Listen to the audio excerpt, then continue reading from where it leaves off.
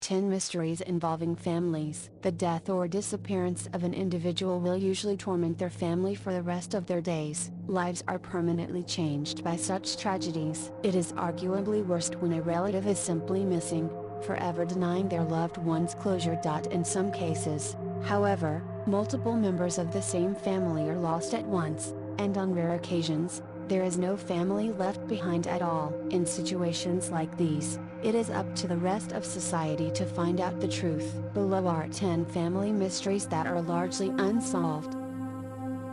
10. Alison and Marie Josie Benitez. On July 14, 2013, 19-year-old beauty queen Alison Benitez and her mother left the house of Francisco Benitez, Alison's father, after an argument, and seemingly vanished from Perpignan, France. Francisco, a former member of the French Foreign Legion, told his wife's friends that she and Alison had gone to Toulouse but would not be switching their phones on. He neglected to tell his estranged wife's family anything. Alison's friends grew concerned and reported the women missing before Francisco, who waited over a week to do so. Despite Francisco's claims, the women had not taken their car, and CCTV footage at the train station showed that they never traveled by train, either. Suspicion turned to Francisco, whose mistress, Simonda Oliveira Alves, disappeared in 2004 after breaking up with him. No activity was detected on the Benitez's phones or cards following their disappearance,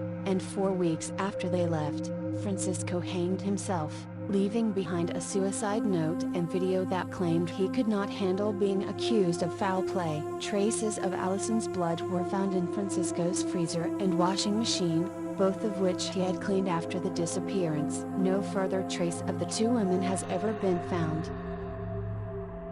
9.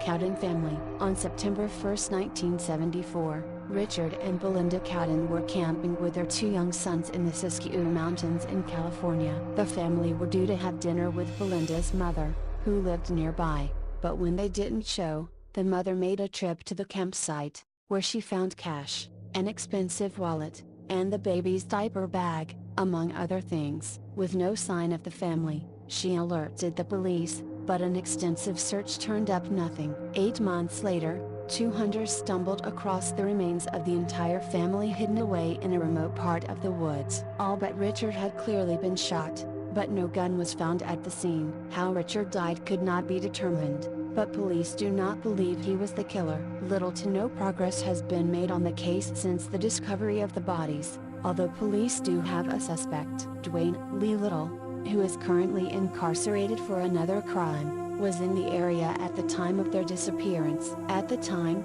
he was on parole for the rape and murder of a 16-year-old girl and owned the same type of gun used to kill the Cowden family. Detective D. Davis says that even if Little is in jail, justice will not be served until he is proven guilty of the murders, but the investigation was so botched that it may never happen.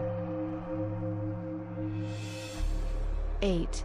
Yviden Adams murders. In May 2014, Brandon Yviden went missing along with his girlfriend, Rebecca Adams, and her daughters Michelle and Draka, aged 3 and 5. There was no sign of a disturbance at their Alaska home, which was just 0.8 kilometers, 0.5 miles, from the site where the bodies were discovered. The body of the family dog was also discovered at the site. There is practically no evidence at all surrounding this case, other than the discovery of 2 handguns and 5 shell casings. Police say that both guns had been purchased by Brandon, whose body had 2 holsters on it when found, although only one of the serial numbers was a match. Despite the fact that they could ascertain no motive for the crime, police put it down to a murder-suicide plot and declared the case closed in June 2015.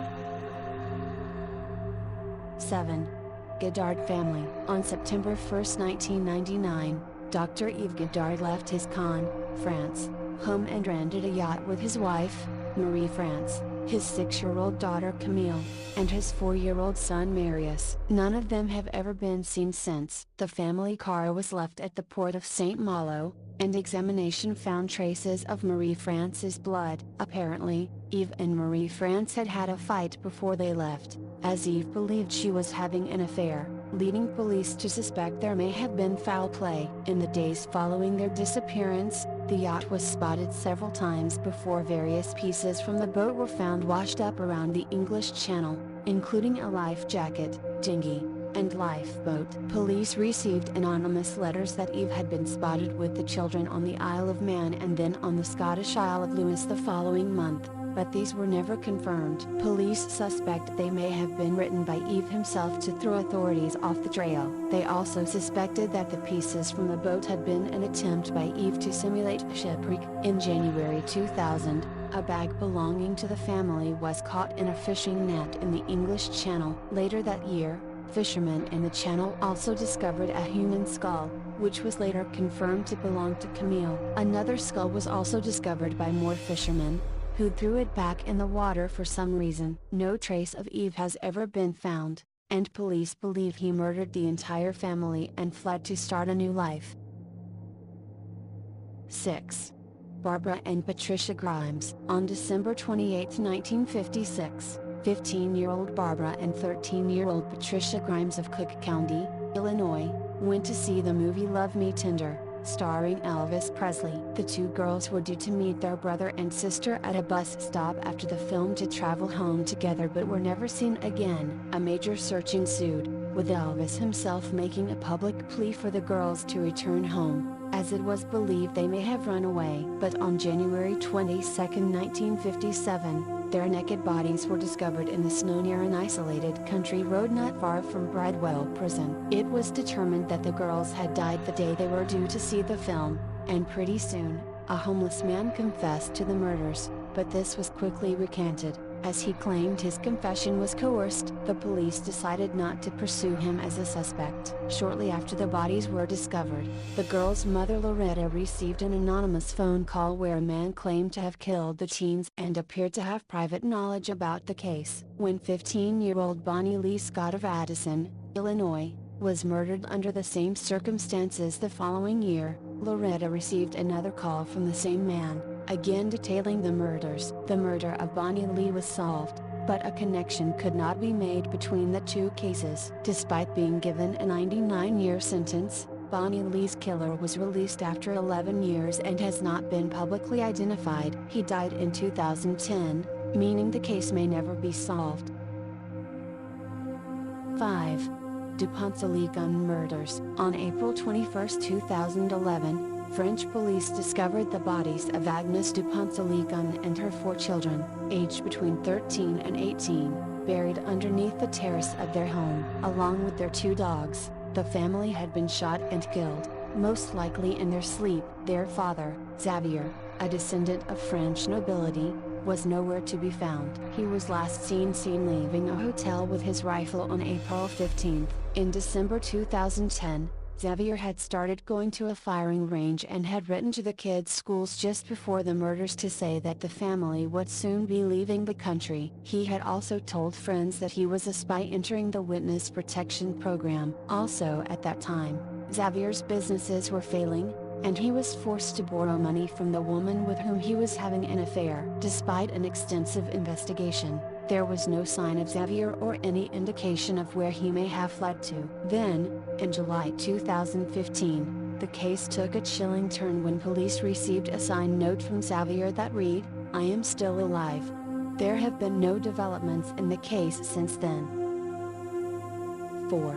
Aid family. On the night of March 23, 1897, Justice Simpson of Paradise Ridge, Tennessee, noticed that his neighbor's house was engulfed in flames. Unable to help due to the fact that the home was already starting to crumble, Simpson alerted the other neighbors. As the blaze was beginning to spread, Reinhardt extinguished the fire that night, and the extent of the damage was revealed. Inside were the bodies of the Aid family: Jacob, 60, Pauline, 50, Lizzie, 20, and Henry, 13, as well as Rosa Moorer, 10, a neighbor and family friend. The theory of accidental fire was quickly ruled out, and suspicion grew that it may have been a robbery gone wrong. This was also dismissed when it was discovered that Rosa's body, which was only slightly burned, was missing part of her head and her hand, and cash was found in the house. The prevailing theory then became that the family was murdered and that the fire was to destroy the evidence. However, no motives or suspects were ever identified, and the case went cold almost as quickly as it was opened. 3. Sarah and Jacob Hoggle. On September 7, 2014, Catherine Hoggle took her 2-year-old son Jacob and 3-year-old daughter Sarah to visit her mother in Montgomery County, Maryland. When she returned home later that day, she told their father, Troy, that she had dropped Jacob off at a friend's house. The next day, he woke up to find that Sarah was also gone, and Catherine told him she was at daycare. But as the day progressed, he grew increasingly worried. Catherine, who has a long history of serious mental health issues, said she could not recall which daycare their daughter was at. As Troy went to the police, Catherine slipped away and vanished. Catherine was found wandering in a nearby town 4 days later and taken into police custody. When questioned, she said that she had left the kids with a friend, but she has refused to give any more details ever since. A large-scale manhunt was launched but turned up nothing. The missing persons investigation then became a homicide investigation, and Catherine was charged with 2 counts of neglect and abduction. However, given her mental health history, she has been repeatedly deemed unfit to stand trial. Despite police believing that the children have been murdered, family members think that they may still be alive and that Catherine may have actually given them to friends in an attempt to run away with them. Absolutely no clues to the true fate of the children have ever been found, so anything is possible. 2. Edward Wheeler Hall and Eleanor Reinhardt Mills. On September 16, 1922, a couple on a walk in New Jersey came across the lifeless bodies of a man and a woman, later identified as Edward Wheeler Hall and Eleanor Reinhardt Mills. The bodies had been arranged to look like a loving couple lying down together under an apple tree. Her hand rested on his knee and his arm around her shoulder. But upon closer inspection, it became clear that they had been murdered. Edward had been shot once, with a hat covering his face to appear as though he was napping. Eleanor incurred a more gruesome fate, having been shot 3 times and slashed across the neck, with both her larynx and tongue removed. A scarf was used to hide this, but it was covered in blood. Surrounding the couple were pieces of torn-up love letters. It became clear that the two, a pastor and a choir singer, had been having an affair. The presence of the love letters seemed to imply that one of their scorned spouses may have been involved in the killing. Unfortunately, the case was mishandled by police from the get-go. They took so long to show up at the scene that a crowd had gathered and ruined a major piece of evidence, Edward's business card, which had been carefully placed at his feet, by passing it around, destroying any hopes of recovering the killer's fingerprints. Suspects included the couple who discovered them, Edward's wife and brothers-in-law, and even the Ku Klux Klan. 157 witnesses were called to trial, but ultimately, the grand jury decided not to charge anyone with the murders, and the case has remained unsolved ever since. 1. Donna and Richard Muller. Donna Muller, 49, and her 22-year-old son were found dead when police were called to their Philadelphia home on January 19, 2014. Both had been shot once in the head by a semi-automatic pistol, Donna in the hallway and Richard in a bedroom. There were no signs of robbery or forced entry, and police determined that their dog had neither barked nor attempted to attack the assailant. Police determined that the murders were carried out by a lone individual and even recovered DNA at the scene. There are 2 main theories as to why these seemingly harmless people were gunned down. The first is that it was an unfortunate case of mistaken identity, as police had no reason to believe anyone would want to kill the duo. The other theory is that the murders are related to other killings that occurred around the same time and place as the Mullers. A few days after the Muller murders, a 32-year-old man was shot to death in his car. In early February, 3 more men were shot to death at their home nearby. However, in this case, 2 of the victims had been tied up, the house had been trashed, and multiple killers were involved. Police also believe the 3 men in this case were involved in the distribution of illegal drugs. Furthermore, the guns used and modus operandi of the subsequent murders did not match that of the Muller case. Police have offered a $40,000 reward to anyone with information on the case. but nobody has ever come forward.